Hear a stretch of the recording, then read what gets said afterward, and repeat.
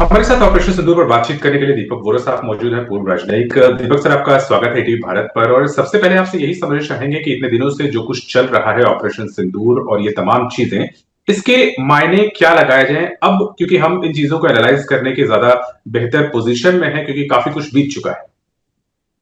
बहुत बहुत धन्यवाद सर। बहुत अच्छा लगता है जब आपके चैनल पर होता हूँ और आप बहुत कठिन सवाल पूछते हैं। खैर, जवाब देने की कोशिश करूंगा। मेरा नाम दीपक बोरा है। मेरी उम्र 74 साल की है। 52 साल मुझे कूटनीति में हो गए। 6 देशों में आपका राजदूत रह चुका हूँ। वी ट्राई टू एनालाइज कि क्या हो रहा है, किसने क्या किया है या कहा है, वो तो आप हमको बता देते हैं। पर क्यों कहा है या को क्यों किया है, वो हमारी ट्रेनिंग होती है। हम समझने की कोशिश करते हैं। इसमें आपको एक चीज बताता हूँ कि एक कोई है, मैड मुल्ला मुनीर, कहता तो है कि मैं पाकिस्तान का आर्मी चीफ हूँ। पता नहीं आजकल कहाँ छुपा हुआ, किसी बंकर वंकर में छुपा होगा या विदेश चला गया है। उसने लोगों को उकसाया कि जाके पहलगाम में जो टूरिस्ट लोग हैं, जिनके जो निहत्थे हैं, और वहां पर कभी काफी देर से हादसा नहीं हुआ, तो इस समय सिक्योरिटी का जो ध्यान है वो हल्का पड़ जाता है। वहां पे कुछ करिए, उन्होंने किया। फिर प्राइम मिनिस्टर ऑफ इंडिया ने कहा, और इन्होंने स्पष्ट रूप से कहा था, अंग्रेजी में भी कहा था, कि आतंकी जहां भी छुपे हों, दुनिया के कोने तक हम पहुंच जाएंगे, आपको ढूंढेंगे और आपको ठोकेंगे। यही हमने किया। कुछ ही दिनों के बाद हमने आतंकी जो गढ़ थे पाकिस्तान में, उन पे हमला किया। अब एक चीज समझिएगा सर, 1988 की बात है शायद, अगर मेरी याददाश्त अभी भी कुछ हद तक सही है।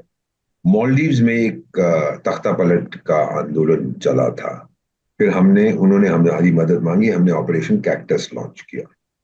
और जब हम लोग वहां गए, हमारे पास कोई नक्शे नहीं थे। टूरिस्ट के मैप लेके तो हम देख रहे थे इधर जाना है उधर जाना है। उसके बाद श्रीलंका में भी जब हम गए थे, तब भी हमारे पास वहां ऑन द ग्राउंड सिचुएशन क्या है, लोकेशन क्या है, बहुत कम मालूम था। फिर हमने ये फैसला किया कि ऐसे नहीं काम चलेगा। अगर हम इस रीजन के ग्रेट पावर हैं तो हमें पूरी तरह से मैप करना चाहिए। अब हमारे पास हर इंच इंडो पैसिफिक रीजन की हमें मालूम है। तो जो हमने हमला किया उनके आतंकी गढ़ों पर, कोई कोलैटरल डैमेज नहीं हुआ, किसी मिलिट्री इंस्टॉलेशन को नहीं मारा। हमने ठोका तो वो जो टेरर ट्रेनिंग कैंप्स थे। और फिर वहां पे कोई मुल्ला है, उसका नाम मैं भूल गया हूँ, जो टीवी पर आए, मेरे 15 लोग मर गए, मेरे परिवार, काश मैं भी मर जाता। भाई तू इसलिए नहीं मरा है कि वहां पे तो जो चुड़ैलें 72 तेरे को मिलने वाली थी, वो तो अब आजकल बहुत क्राउड है, वहां पे लाइन लगी हुई है, तो चुड़ैलें तो तुझे मिलेंगे नहीं। वो जन्नत है। और जहन्नम में शैतान कहता है कि मेरे से बड़ा शैतान आ रहा है, तो तेरे को भी स्वीकार नहीं करूंगा। ये तो हकीकत है। फिर हमने क्या किया सर, उन्होंने फिर कोशिश की कि हम पे हमला करें, हमारे मिलिट्री टारगेट्स पर और सिविलियन टारगेट्स पर। हमने उनको ये वार्निंग दे दी थी कि हम ऐसा सबक सिखाएंगे आपको, शायद आप कभी भूलेंगे नहीं। वैसे तो आप सबक सीखने के लायक नहीं है, लेकिन हम आपको अपनी ताकत, इच्छा शक्ति, मिलिट्री शक्ति, डिप्लोमेटिक शक्ति का एक प्रदर्शन देंगे। फिर हमने उनको ठोका। अब सर, जो आप कह रहे हैं कि क्या हो रहा है, पीएम की लेटेस्ट स्पीच आपने सुनी है। पाकिस्तान जो है वो झूठ के आधार पर बना है, और झूठ ही उसका धर्म है। तो उन्होंने कहा कि जी हमने भारत की उधमपुर एयरबेस को डिस्ट्रॉय कर लिया। तो पीएम साहब आज वहां गए। आज हम बातचीत करें 12 मई को। और वहां पे जहां वो खड़े हुए, सब लोग देख रहे थे कि ये उधमपुर एयरबेस है। वहां पर वो खड़े हुए थे एक सुखोई जहाज के सामने, और पीछे S-400 जो हमारी मिसाइल है वो थी। यानी आपको ठोकने के लिए हमारे सुखोई आएंगे, और अगर आपने कुछ हरकत की तो हमारे S-400 सीधा आपको, आपके जो भी आपका भगवान है उसके पास। ये बड़ा पावरफुल स्टेटमेंट है। लोग कहते हैं पोस्टरिंग है, मैसेजिंग है, नहीं, ये एक स्टेटमेंट है, एक डेमोन्स्ट्रेशन है कि ये मेरी ताकत है। अब सिचुएशन ये है सर, कि मैं भी काफी इसको समझने की कोशिश कर रहा हूँ। कुछ हद तक मैं भी थोड़ा सा कंफ्यूज हूँ। हमारा एक ग्रुप है, उसमें एम्बेसडर्स हैं, जर्नलिस्ट हैं, पॉलिटिशियंस हैं, आपकी तरह एकेडमिक्स हैं, बहुत तरह के लोग उसके अंदर हैं। ये पूरा दुनिया में फैला हुआ, तो हम आपस में एक्सचेंज करते हैं। तो एक इजरायली जनरल साहब थे जो रिटायर होके अब अमेरिका में सेटल है। उन्होंने मुझसे सवाल पूछा, इसमें 48 घंटे हो गए। तो उन्होंने मुझे कहा कि प्रिय राजदूत, मैं इसका हिंदी में अनुवाद करता हूँ, प्रिय राजदूत दीपक, क्या ये सही है कि हमने मिलकर, हमने का मतलब इसराइल और भारत ने मसाला और ब्रह्मोस, मसाला का मतलब होता है स्पाइस, स्पाइस जेट, उनके स्पाइस बॉम्ब्स जो हैं, तो क्या ये सही है कि हमने मसाला और ब्रह्मोस को मिला के कहूटा को ठोका है? 48 घंटे के अंदर। 48 घंटे के अंदर 48 बॉम्ब, 48 को मिला के कहूटा को ठोका है। अब काउटा उनका न्यूक्लियर इंस्टॉलेशन है। हम्म। लोग कह रहे हैं कि न्यूक्लियर लीक हो रहा है वहां से। लोग कह रहे हैं कि इजिप्ट से कई जहाज गए हैं बोरॉन कार्बाइड लेके। बोरॉन कार्बाइड का प्रयोग किया जाता है, नील नदी के इर्द गिर्द पाई जाती है। रेडिएशन कहीं हो रहा और रिएक्टर में, न्यूक्लियर रिएक्टर जो ऊर्जा पैदा करता है, अगर वहां समस्या है तो उसको डाला जाता है, उसको कंटेन करने के लिए। रेत को भी वहां डाला। फुकुशिमा में जापान में हुआ था, उसमें भी किया गया था। चेरनोबिल जो हुआ था सोवियत संघ के टाइम में किया गया था। अब ये क्यों किया जा रहा है काउटा पर, इसकी अभी तक किसी ने पुष्टि नहीं की है, ना किसी ने कहा। अगर हमने ठोका है काउटा को, फिर तो आप ये समझ लीजिएगा कि पाकिस्तान की जो न्यूक्लियर हेकड़ी थी वो सब खत्म हो गई है। चीन बड़ा हम्म। नाराज है कि भाई मैंने तेरे को इतने जहाज दिए, इतने एयर डिफेंस सिस्टम दिए, वो तो सब बेकार के हो गए। भारत ने तो, पहले तो भारत के प्रधानमंत्री कहते थे हमारा सिद्धांत है घर में घुस के मारेंगे, अब तो उसने तेरे बेडरूम में घुस के मारा। तो क्या कर पाया? इतनी बड़ी बड़ी डिंगरे, हमारा ये इम्पेनिट्रेबल सिस्टम है, ये है वो। अगर ये सही है कि हमने ठोका, एक दो दिन में हमें इसके बारे में पता लगता है। सो संदेश जी। पूरा पीएम साहब ने दे दिया है कि अगर अब कोई आतंकी हमला हुआ, it's an act of war, यानी जंग का ऐलान। और जब जंग का ऐलान होता है तो फिर हमारे को कोई रोक नहीं सकता। एक चीज इसकी और है सर, जब मैं अमेरिका में कुछ लेक्चर्स अटेंड करता, पढ़ा हुआ तो मैं भारत में हूँ, तो एक प्रोफेसर होते थे सोशियोलॉजी के, बहुत उनकी इज्जत करता था, रॉबर्ट बर्टन। उन्होंने एक कानून बनाया था, लॉ ऑफ अनइंटेंडेड कॉन्सिक्वेंसेज। यानी कोई आप काम करते हैं, आप चाहते हैं परिणाम ये हो, लेकिन परिणाम कई बार बिल्कुल उल्टा हो जाता है। अब क्या परिणाम इसका? एक तो पाकिस्तान जो बड़ी बातें करता था, न्यूक्लियर हूँ, ये हूँ, वो हूँ, वो तो ठंडा हो। दूसरा, 3 अफ्रीकी देशों में मैं विशेष सलाहकार हूँ। एक के रक्षा मंत्री ने फोन पे मुझसे पूछा कि एम्बेसडर दीपक, ये ब्रह्मोस क्या चीज है? यानी वहां तक खबर पहुंच गई थी कि ये कोई बड़ी शक्तिशाली चीज है। वो इंटरेस्टेड है। 2-3 देशों ने तो ऑलरेडी खरीद लिए हैं। अब इसकी डिमांड पूरी दुनिया में बढ़ेगी, आप हम्म। देखेंगे। और चीनी हथियारों की डिमांड जीरो हो जाएगी, क्योंकि वो हथियार बेकार के निकले। दूसरा, हम्म। हमारा जो आकाश तीर था, उसके बारे में भी अब लोग कहने लगे यार ये तो दुनिया में किसी के पास नहीं है। जो इंटीग्रेटेड कमांड कंट्रोल सेंटर है, आर्टिफिशियल इंटेलिजेंस पे आता है और ऑटोनमस है। एक बार उसको लॉन्च कर दिया, दुश्मन जहां भी भागे वो उसके पीछे जाता है, और फिर इंसान को, हमें उसमें इंटरफेयर करने की जरूरत नहीं पड़ती। तो हम्म। ये दो चीजें जो हैं ये बहुत अहम है। और इसकी अब हमने देखा है कि इसकी इसका प्रूफ जो है लोगों को मिल गया। जमाने बीते हुए हैं पुराने, सदियों पहले अगर बच्चा नहीं सोता था तो माँ कहती थी बेटा सो जा, नहीं तो चंगेज खान आ जाएगा। तो अब क्या कहती है? बेटा सो जा नहीं तो ब्रह्मोस आ जाएगा। तो अब उनकी ये हालत हो गई है, डरे पड़े हैं। भारत ने अपनी शक्ति का प्रदर्शन कर दिया।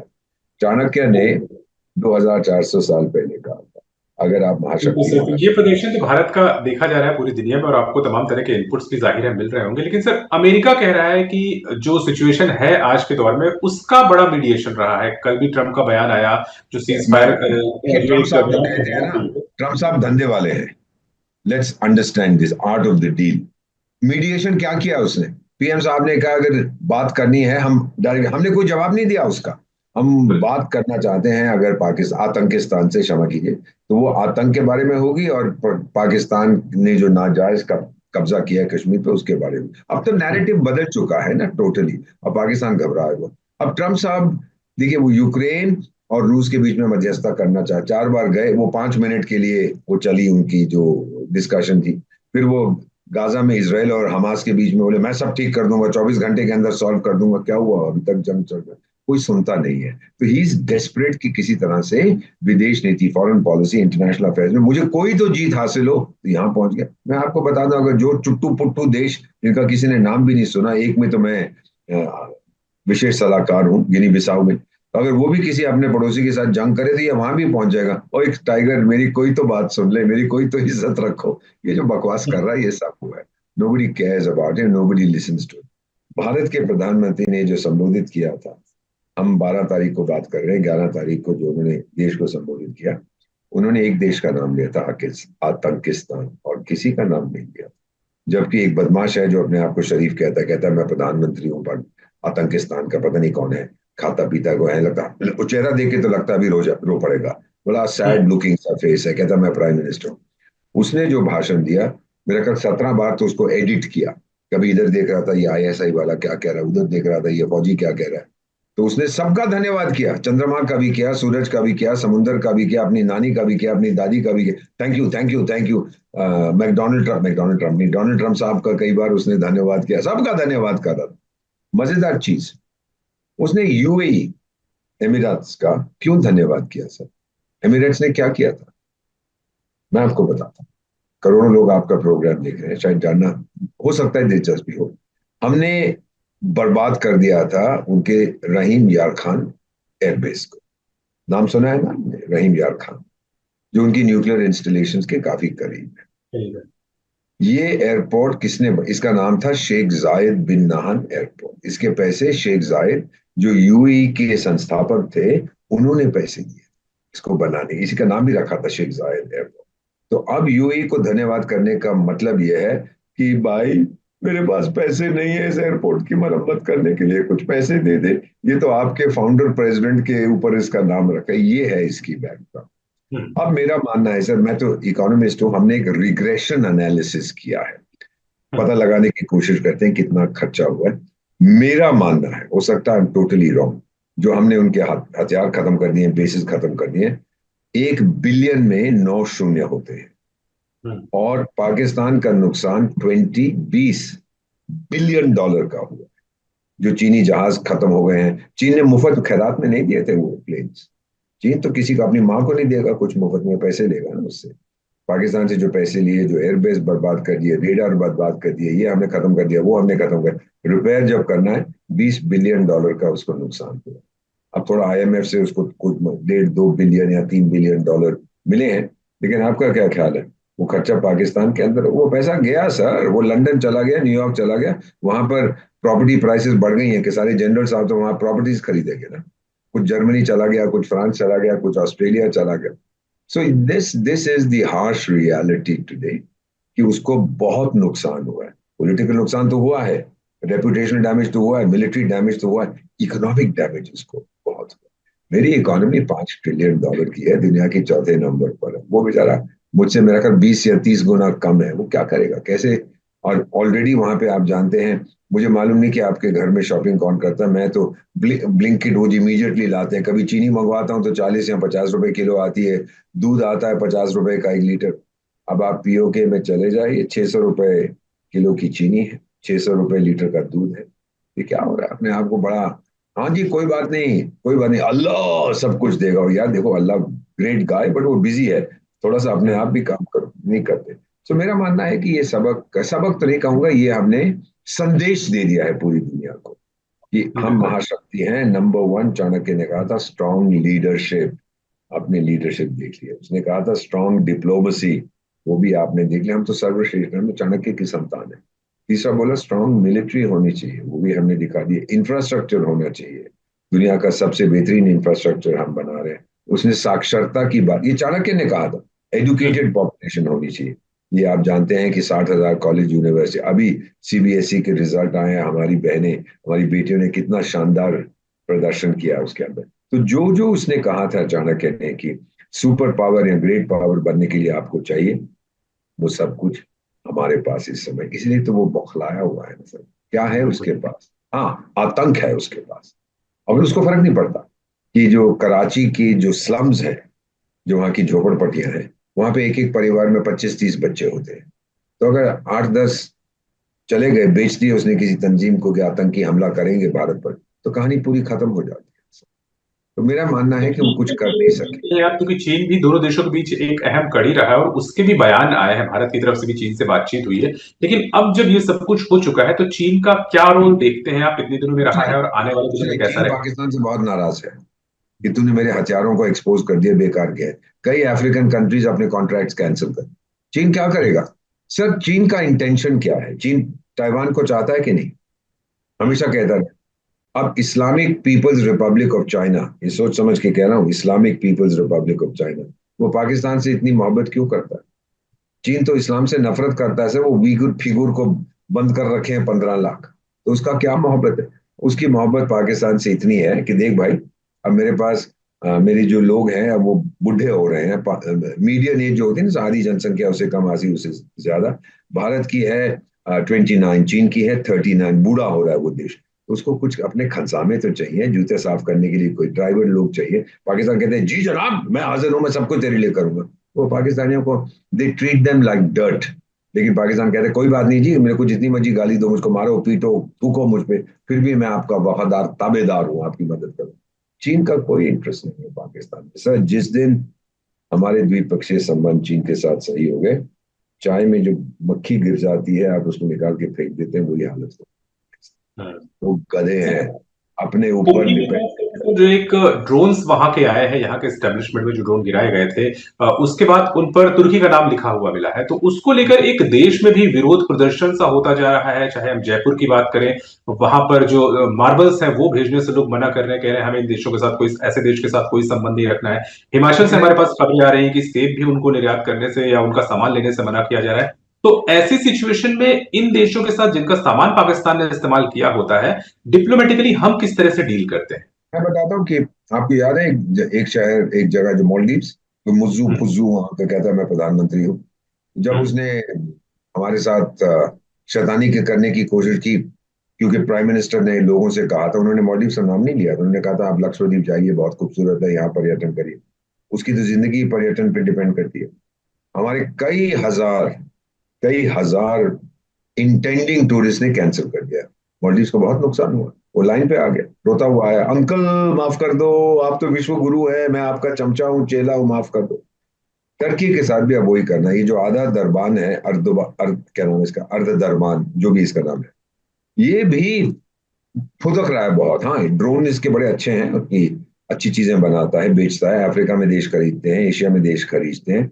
और जो उसकी सबसे बड़ी ड्रोन बनाने वाली कंपनी जो ये बेचता है पाकिस्तान को भी, उस कंपनी का मालिक कौन है? अर्ध दरबान का बेटा। तो ये उसकी पूरी फैमिली के अंदर ये कहानी बनी हुई है।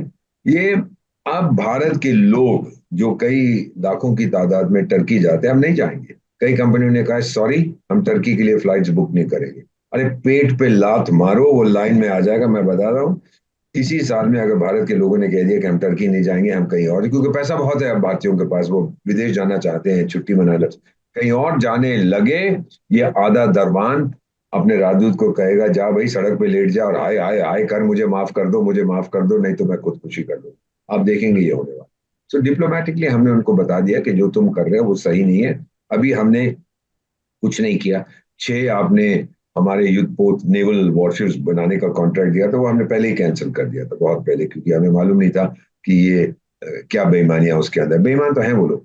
तो इसमें जो है अब उसको संदेश बिल्कुल डायरेक्टली मिल जाएगा भारत के लोगों की तरफ से, कि सिर्फ सरकार अकेले काम नहीं करती, डिप्लोमेट्स अकेले काम नहीं करते, मिलिट्री अकेली काम नहीं करती। This is an all of people Bharat. ये सारी जनसंख्या एक हाँ है, एक आधे जो बकवास करेंगे बीच में, लेकिन by and large the people of India completely वो भारत के साथ है। सरकार का नेता आज नरेंद्र मोदी है, 5 साल के बाद कौन होगा, 10 साल के बाद कौन होगा, लेकिन भारतीय नागरिक ने स्थापित कर दिया है कि टाइगर, भारत से पंगा नहीं लेना, नहीं तो बहुत मारेंगे।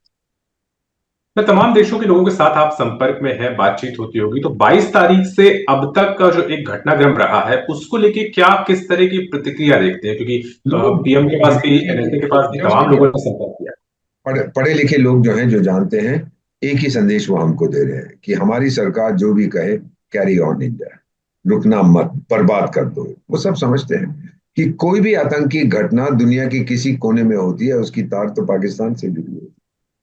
पाकिस्तान की एक मुल्ला था, कोई नेता फेता, कहता है कोई बात नहीं, अगर लोग मदद नहीं करते, बाएं हाथ में आप एटम बम लेके जाइए, 2 किलो वाला या 1 किलो वाला या 100 शेर या 1.25 शेर वाला, दूसरे हाथ में कटोरा, जाइए देखिए कैसे नहीं वो करते। फिर एक और मंत्री था, कहने लगा देखो यार, आप लोग बहुत आबादी बढ़ा रहे हो, अब हमारे पास जगह, क्योंकि ये सही है, किसी भी देश की जो टेरिटरी होती है ना सर, वो इतनी जनसंख्या को सपोर्ट कर सकती है, उससे ज्यादा वो जनसंख्या को सपोर्ट नहीं कर पाती। तो उन्होंने क्या बोला है कि भाई पाकिस्तान में अब जो उसकी टेरिटरी है, वो इतनी बड़ी पॉपुलेशन को सपोर्ट नहीं करना चाहती, तो आपसे अनुरोध है, आप चले जाइए विदेशों में, वहां जाके 25 30 40 जितने बच्चे पैदा करने करिए, यहाँ मत करिए, हमारे पास संभावना नहीं है कि उनको संभाल सके। So it's a gone case. लोग कहते हैं इट्स वहां के नॉन स्टेट एक्टर है, वो तो नॉन स्टेट है। अब मैं आपको बता देता हूँ क्या होने वाला है। पाकिस्तान समझेगा नहीं, या आप जो मर्जी कोशिश कर ली। कुछ लोग कहते हैं we should engage with them, मैंने कहा टाइगर एंगेजमेंट रिंग भेज दो उसको, अंगूठी भेज दो एंगेजमेंट की, फिर देखो क्या होता है। पाकिस्तान से डील करने का एक तरीका है सर, और ये भारत का राजदूत कह रहा है, टुकड़े कर दो उसके। बलूचिस्तान तो अलग हो गया प्रैक्टिकली, खैबर पख्तूनख्वा नेक्स्ट, उसके बाद सिंध भी चला जाएगा। और आप देखेंगे कि टुकड़ा एक पंजाब का बचेगा, फिर वो जो कुछ करना है, छोले भटूरे अपने खाएंगे या जो भी वो खाते हैं। उसके बाद आप देखेंगे कि शायद कुछ हद तक, शायद अभी भी कह रहा हूं, उनमें अकल आ जाए कि आज से 5 साल, मैं तो 10 साल भी नहीं दूंगा, 5 साल या 4 साल के बाद कोई भी बच्चा कहेगा भाई मुझे पाकिस्तान पे कोई पुस्तक देना, तो लाइब्रेरी वाला भाई इतिहास सेक्शन में जाके ढूंढो, हो सकता है वहां कोई पुस्तक, लुक इन द तो हिस्ट्री आपका सेक्शन। लगभग 5 दशक से ज्यादा का आपका अनुभव है, तो इस नाते आप बेहतर बता पाएंगे कि 5 दशक में ये जो दौर रहा है एक युद्ध जैसी परिस्थितियों का, इसमें आप क्या देखते हैं कि जो एक फेक इंफॉर्मेशन का एक वॉर भी चला है, बस तमाम तरह वही की चीजें पाकिस्तान की तरफ से कही गई हैं कि जो फेक साबित हुई है, भारत ने तमाम चीजों का खंडन किया है। तो ये कैसे देखते हैं आप, इन चीजों से लड़ना कितना चुनौतीपूर्ण रहा है खासतौर पर भारत के लिए, और कैसे इसमें निपटना चाहिए? आप जैसे जो मीडिया वाले हैं विद वंडरफुल चैनल्स, आप ही को सच्चाई पेश करें। हमारा मुंडका उपनिषद के नीचे क्या लिखा हुआ है? सत्य, सत्यम एव जयते, सत्य की हमेशा जीत होती है। तो ये चीज अगर आप लोगों के सामने करें, तभी तो पीएम साहब वहां गए थे उधमपुर, देख लो भाई इसको तो बर्बाद कर दिया था, मैं तो यहीं खड़ा हूँ। और फिर आपने एक चीज देखी थी सर, ये मैं अपने दिल से बहुत खुश हुआ था जब योगी आदित्यनाथ ने नई फैक्ट्री का उद्घाटन किया था, इंटीग्रेटेड ब्रह्मोस फैक्ट्री का। तो वो खड़े हुए थे, हाथ रखा हुआ था, उन्होंने अपना जो पहनते हैं साधु लोग, महात्मा लोग, वही कपड़े पहने थे, और हाथ रखा हुआ था एक ब्रह्मोस मिसाइल के कटआउट पे। उस समय मैंने कहा कि शायद दुनिया को ये संदेश हमने पूरी तरह से दिया है। भारत एकमात्र सिविलाइजेशन है, एकमात्र देश है, सभ्यता है। हम तो शास्त्रों की पूजा करते हैं, ये देखिए योगी जी यहाँ खड़े, साथ साथ हम शस्त्रों की पूजा भी करते हैं। आपके पीछे ब्रह्मोस है, कोई पंगा मत लेना। और फिर एक ही संदेश आपके जरिए मैं वो पड़ोसी आतंकिस्तान को देता हूं कि ये दिल भारत का, ये मांगे मोर, क्योंकि अभी तो पार्टी शुरू हुई। बिल्कुल। सर, ईटीवी भारत को समय देने के लिए बहुत बहुत धन्यवाद, और उम्मीद की जा रही है कि जिस हिसाब से पीएम मोदी का एक संदेश है वो सही जगह पर, सही निशाने पर पहुंचे। बहुत वो बहुत वो धन्यवाद। वो समझेंगे नहीं सर, वो हमने संदेश दे दिया, वो गधे समझेंगे नहीं सर, इतनी अकल नहीं है ना उनके पास। बस यही एक जी। तरीका है, मार मार के मार मार के मार मार के, शायद फिर जब टुकड़े हो जाएंगे, शायद वो कुछ समझ जाए। Thank you very much sir, बहुत बहुत थैंक यू सो मच धन्यवाद। सर, बहुत बहुत धन्यवाद।